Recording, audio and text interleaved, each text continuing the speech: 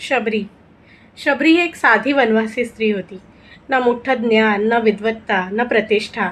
पण तिच्याकडे एक गोष्ट होती आणि ती म्हणजे निर्मळ आणि न ढळणारी तिची भक्ती.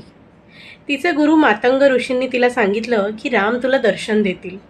या एका वाक्यावर विश्वास ठेवून तिने संपूर्ण आयुष्य उभं केलं.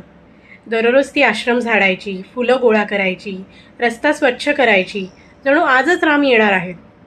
वर्षे गेली, ऋतू बदलले, वय वाढलं, पण तिची प्रतीक्षा काही कमी नाही झाली. उलट ती अधिकच गाढ होत गेली. आणि एक दिवस राम खरोखर आले.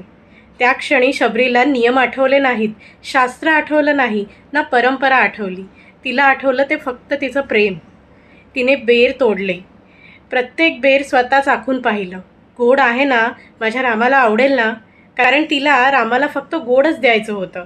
जग म्हणेल हे अयोग्य आहे, उष्ट आहे, विनयभंग आहे, नियमभंग आहे. पण रामांनी ते दिलेलं अन्न, ते बेर आवडीने खाल्ले. का? कारण देवाला पदार्थ नको, भावना हवी असते. ही कथा आपल्याला आरसा दाखवते. आज आपण देवाकडेही व्यवहाराने वागतो. हे दे, ते दे. आपली भक्ती वेळेवर, परिस्थितीवर आणि फायद्यावर अवलंबून असते. पण शबरी काय शिकवते?